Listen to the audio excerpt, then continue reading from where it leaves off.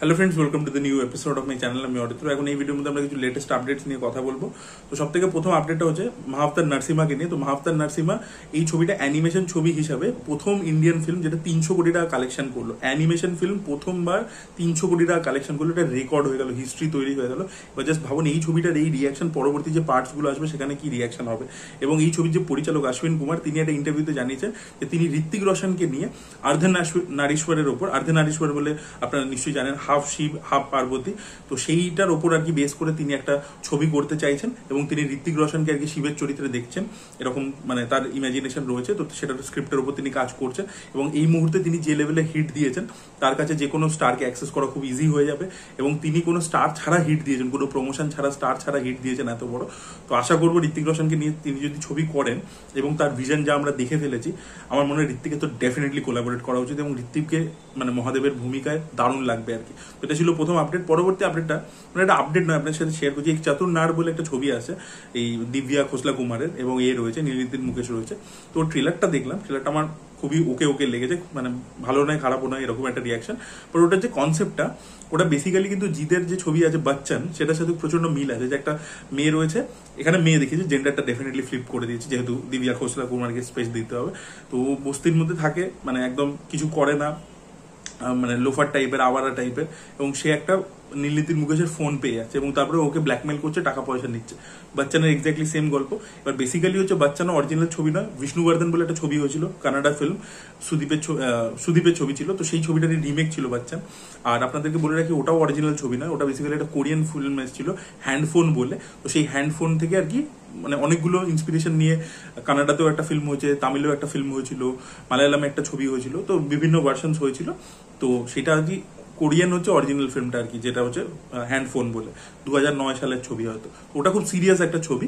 তো তারপরে আর কি যখন সাউথ ইন্ডিয়াতে অ্যাডাপ্টেশন গুলো হচ্ছে, সেখানে কমেডি টমেডি এনেছে এবং পরবর্তীকালে বচ্চন যখন অ্যাডাপ্টেশন হয়েছে, মানে রিমেক হয়েছে আর কি, তখন আর কি সেখানেও তারা ওই কমেডি এলিমেন্টটাকেও রেখেছিল।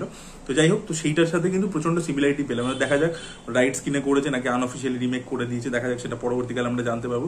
দিব্যা খোসলা কুমারের একটা যে ছবি এলো না, যেটা ওই প্রিজন ব্রেক নিয়ে ছিল, অনিল কাপুর ছিল, হর্ষবর্ধন রানি ছিল, ওটাও কিন্তু নেক্সট 3 days বলে যে ছবিটা, ওটা রিমেক ছিল আর কি। ভিডিও পরবর্তী আপডেট হচ্ছে বেঞ্চ বলে ছবিটা নিয়ে, যেটা হচ্ছে এলসিউর পার্ট। তো এখানে তো রাঘব লরেন্স রয়েছে এবং নিবিন পলি রয়েছে, এটা আপনারা প্রত্যেকে জানেন। নতুন কাস্টে অ্যাডিশন হচ্ছে জয়ম রবি। ইয়েস, জয়ম রবিকে এই ছবির মধ্যে আমরা দেখতে পেতে চলেছি।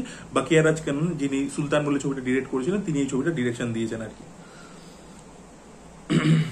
ভিডিও পরবর্তী আপডেট হচ্ছে মিরাই বলে ছবিটাকে কেন্দ্র করে। তো মিরাই বলে ছবির যে ট্রেলার, সেটা আসতে চলেছে 28 তারিখে। তো ধর্মা প্রোডাকশন হিন্দি রিলিজটা করছে। তো আশা করবো এই ছবিটাও আর কি বড় সড়ো সাকসেসফুল হবে। হনুমান ছবিটা সাকসেস পেয়েছিল, দেখা যাক এই ছবিটা সাকসেস পায় কি। পরবর্তী আপডেটটা হচ্ছে অনিত পাড্ডাকে নিয়ে। তো অনিত পাড্ডা সাইয়ারার পরবর্তীতে আবারও একটা রোমান্টিক ড্রামা ছবি করতে চলেছে, ইয়েস। এবং মনীষ শর্মা, যিনি ব্যান্ড বাজা বারাতের মতো ছবি বানিয়েছেন, তো তিনি আর কি এই ছবিটার পরিচালনা করুন। যশরাজ ব্যানারেই হবে। আপনারা জানেন যশরাজ যখনই কোনো হিরোইনকে সাইন করে 3টে ফিল্মের ডিল থাকে, তো মনীষ শর্মা আর কি তাকে নিয়ে একটা ছবি করবে। এবার দেখা যাক ছবির নায়ক কে হয়। ভিডিওতে সব থেকে শেষে আমরা কথা বলবো হচ্ছে হৃদয় পূর্বমের ট্রেলার নিয়ে, যেটা হচ্ছে মোহনলালের আপকামিং ছবি। এটা feel good drama comedy film হতে চলেছে, যেটা স্টার্টিংটা আর কি খুব ভালো ছিল, যে মোহনলাল একটা জিনিস বলছে, এটা মনোলগের মতো বলছে খুব সিরিয়াস ওয়েতে, তারপরে বলছে যে আরেকবার এটা রিপিট করো, তো আমি বুঝতে পারিনি। তো বলছে না আমি আর বলবো না, এই কন্ডিশনে আমি রয়েছে। তো বেসিক্যালি আমার যেটা মনে হচ্ছে যে মোহনলাল এখানে অনেক তার বয়স হয়ে গেছে, সে কোনো একজন মহিলাকে ইমপ্রেস করবার চেষ্টা করছে। যে মহিলা অলরেডি ম্যারিড হয়ে গেছিল, বড় হয়তো মারা গেছে বা হয়তো ডিভোর্স হয়ে গেছে, তার একজন মেয়ে আছে। তো মোহনলালকে প্রথমে ওই মহিলাকে বিয়ে করতে হলে তাহলে তার মেয়েকে আগে ইমপ্রেস করতে হবে। তো সেই জিনিস যেটা মালবিকা মোহনন প্লে করছে, তো ও আর কি ওর বাবা হয়ে ওকে ইমপ্রেস করতে হবে যে আমি ভাই তোমার বাবার জায়গায় এলিজিবল। তো সেইটা নিয়ে আর কি একটা কমেডি ড্রামা ফিল্ম হতে চলেছে। তো এমনিতে ফিল গুড ফ্যাক্টরটা ভালো লেগেছে, very well shot, Mohanlal comedy ইত্যাদি ভালো করেন। তো প্রচন্ড যে কমেডি বিশাল হাসি পেয়েছে সেরকম বলবো না, আর ওয়াও মোমেন্টসও যে খুব দারুণ রয়েছে সেটাও বলবো না। তো ঠিকঠাক ট্রেলার হয়েছে আর কি। লুক এন্ড ফিলটা ভালো লাগছে এবং স্টার্টিং এর আর কি যে কমেডিটা ছিল, বড় টিজার, যেটা একটা টিজার এসেছিল, সেটাতে কমেডিটা বেটার ছিল। যে ইউ ওয়াচ মালায়ালাম ফিল্ম, বলছে ইয়া ফাফা, বলছে বাট আমার মামটি মোহনলাল, তার বলছে নো, তার বলছে হ্যাঁ বলে চলে গেছিল। তো ওইটা বেশি মজাদার ছিল, এটা অতটা বেশি হিউমারটা ওয়ার্ক করেনি। বাট দেখা যাক ছবিটা কিরকম হয়। তো এটা ড্রামা কমেডি ফিল্ম হতে চলেছে এবং গল্পটা মোটামুটি মানে ওরা বলতে চায়নি আর কি, ওরা লুকিয়ে রাখতেই বেশিটা চেয়েছে।